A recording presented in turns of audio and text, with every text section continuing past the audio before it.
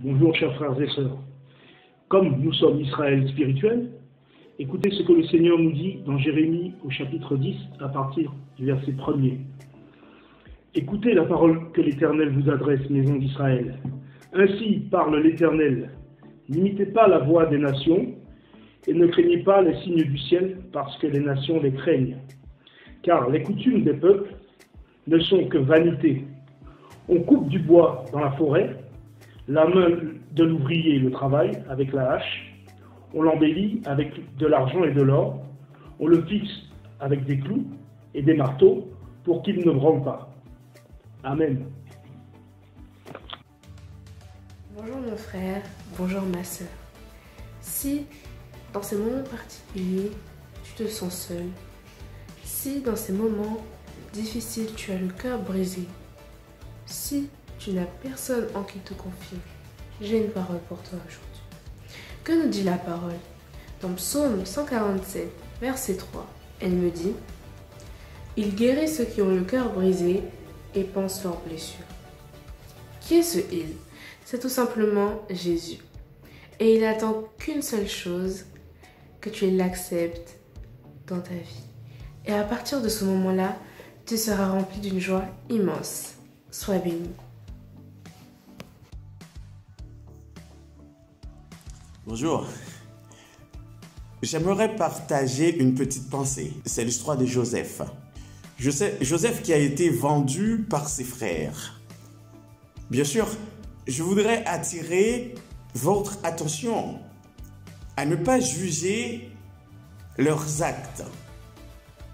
Parce que Joseph, c'est un chemin que Dieu a tracé pour accomplir sa parole envers Abraham.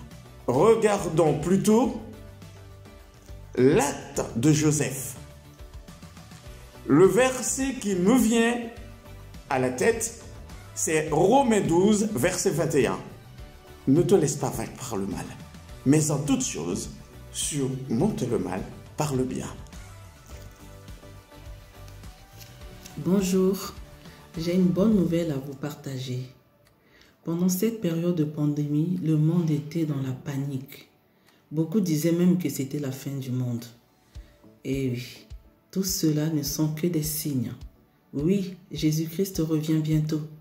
Il viendra chercher son église, une église pure et sainte. Cette église, c'est toi, c'est moi, c'est nous.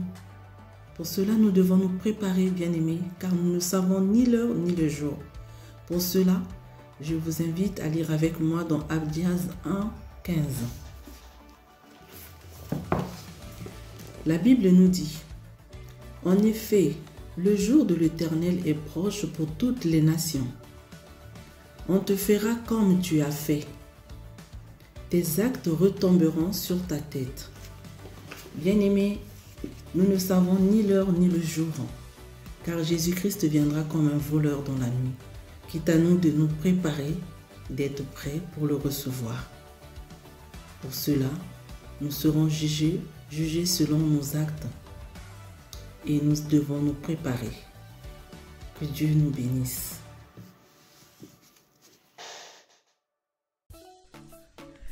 Shalom mon frère, shalom ma sœur. Ce message s'adresse à toi qui te sens seul, à toi qui te sens abandonné, rejeté, exclu. Amen. Donc, sache que tu ne l'es pas. J'ai une bonne nouvelle pour toi, c'est que Jésus t'aime. Amen. Il est avec toi chaque jour de ta vie, comme il le dit dans sa parole, dans le livre de Matthieu, au chapitre 28, la dernière partie du verset 20, qui dit ceci. « Et sachez-le, je vais être avec vous tous les jours jusqu'à la fin du monde. » Jésus est là, il est présent. Il est auprès de toi, il attend juste que tu lui accordes ta confiance, que tu lui tendes la main. Il accomplira de grandes choses dans ta vie. Sois béni au nom de Jésus-Christ. Amen.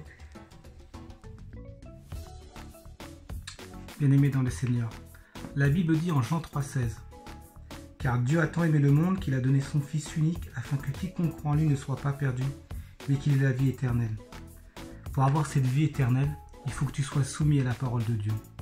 Il faut que tu suis ses commandements, tu sois éloigné du péché et que tu vis dans la sainteté. Dieu a également formé des plans et des projets de bonheur et non de malheur pour toi. Donc si tu suis la parole de Dieu, si tu œuvres pour Dieu, tu verras, ta vie sera transformée. Tu verras les choses différemment.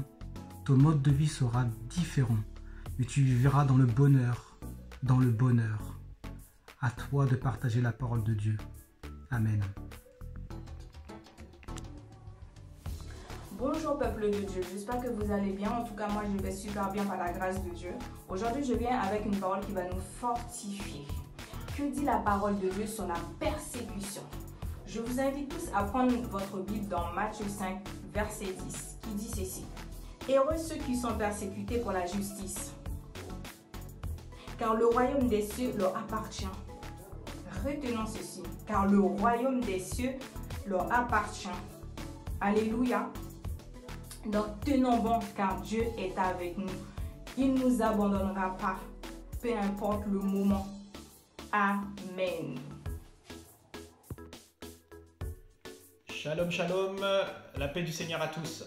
J'aimerais vous lire dans la parole de Dieu ce soir, le deuxième livre de Timothée, chapitre 3, verset 16, qui dit que toute écriture est inspirée de Dieu et utile pour enseigner, pour convaincre, pour corriger, pour instruire dans la justice, afin que l'homme de Dieu soit formé et équipé pour toute bonne œuvre. Bien-aimé, si tu veux être formé et équipé pour toute bonne œuvre, il faut t'imprégner de la parole de Dieu, il faut méditer la parole de Dieu, car elle est là pour t'instruire, elle est là pour te corriger, elle est là pour te convaincre, elle est là pour t'encourager. Donc, plonge dans la parole, sois béni au nom de Jésus-Christ. Amen.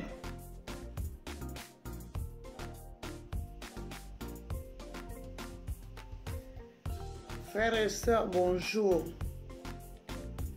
Tu veux la vie sauve en cette période où la pandémie sévit le monde? Écoute ce que la parole te dit. Nous lisons dans Jean chapitre 14, verset 6. Jésus lui dit, « Je suis le chemin, la vérité et la vie. Nul ne vient au Père que par moi. » Ne trouves-tu pas que Jésus est la solution à ton problème, à tes soucis, à te donner une vie sauve en cette période de pandémie? Donne ta vie à Jésus et tu seras sauvé. Amen.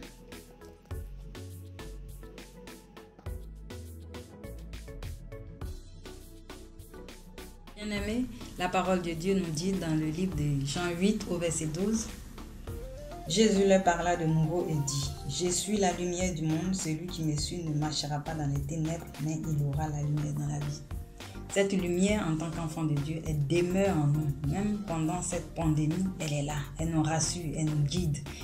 Elle ne nous quitte jamais. J'aimerais te dire, face aux géants, lève-toi et avance.